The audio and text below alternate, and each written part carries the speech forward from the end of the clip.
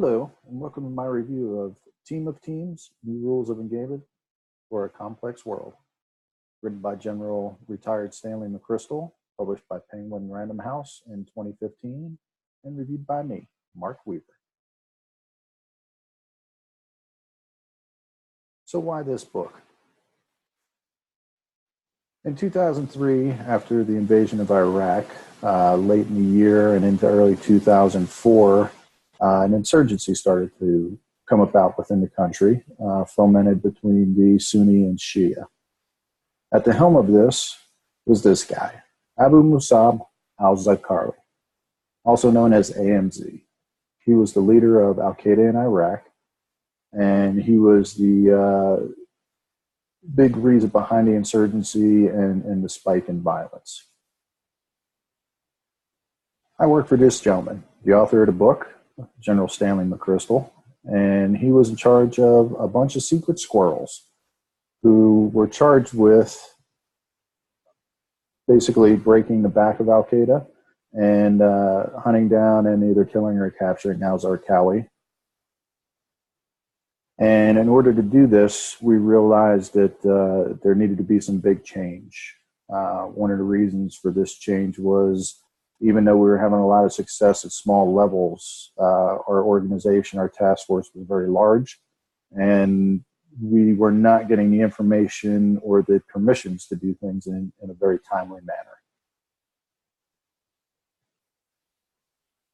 So that's what this book is about. First of all, it's about the old way of doing things and transforming into the new way. It's about identifying how our complicated infrastructure and architecture was not readily adaptable for a complex environment with an unsophisticated enemy that was used to working decentralized and could work without leadership. It's about that transformation and moving from one evolution to the next until we were a team of teams, and building those relationships amongst those teams and making us a agile and adaptable organization instead of structured, linear, vertical communicated individual organizations. And really what it was about, it was how our past was not allowing us to move to the future. And once we started to let go of the past and kept the things we needed and evolved, how the future was open and we could continue to adapt to it. So some of the strengths. It's about leadership. General McChrystal was about empowering leaders at the appropriate level to make the appropriate decisions. Leaders did not have carte blanche. There had to be some kind of sanity checks. But if you were dealing with a issue right in front of you or a situation in front of you, you were empowered to make the decisions to affect what was happening in front of you. It's about transformation. It's about taking something from its current state and moving it forward, and how it's not always well received. It's uncomfortable, and it is a process. The book is set to the backdrop of these guys, the men with no faces. It was about their missions and their abilities, and how these guys had the technology, the training, the resourcing, and were running up against a fairly unsophisticated enemy. And not that they weren't able to kill or capture folks, but they were not able to break the network until they transformed into a more agile network and started cross-sharing information and resources and working with our peers to the left and to the right. It demonstrates that there is no easy button. There's not an easy fix for most situations, especially when it comes to transforming the infrastructure and architecture of any organization, and trying to keep it relevant. It gets easier with the more experience that you have and the forward progress. But it's, the old adage is you can't just stop a battleship on a dime. It keeps going, and there is no easy button for it. And the book also demonstrates that there is a very, very fine line between change and chance. And change keeps going forward. Sometimes you chance upon the right answer, but you have to figure out what works and what doesn't. And sometimes what works for you may not work for the folks next to you, and being adaptable within that.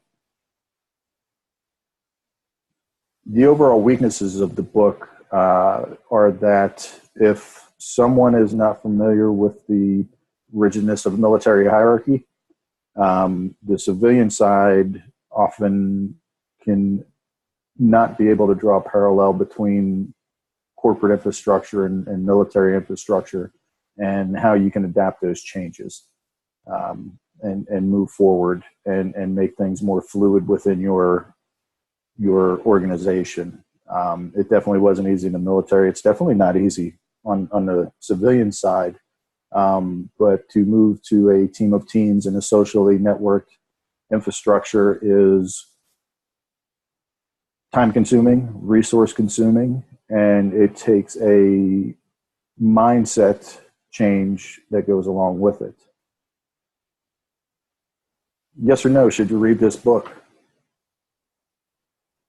A resounding yes.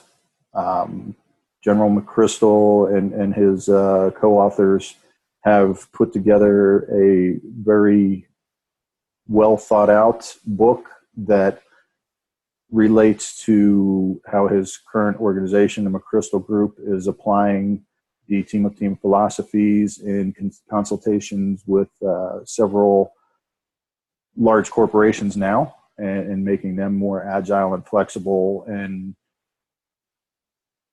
helping them to adapt that team of team approach. It does use the history behind why the task force had to change, and it also interlaces it with business knowledge, such as Frederick Winslow Taylor's attempts at making everything reductionist and visionary, which is kind of how the military architecture was set up, and what had to be changed in regard to that. So yes, it is a good book, even for those who are not familiar with the military hierarchy. And then his co-author, Chris Fussell, also his partner at the McChrystal Group, has written a companion book this year called One Mission, Implementing the Team of Team Approach. And what that is a more civilian-oriented version of it, with case studies on how they've helped other corporations with the team of teams approach. And they can definitely be read separately. I would recommend Team of Teams first because it does give the historical context towards it, and it definitely demonstrates the degradation of not changing and moving forward.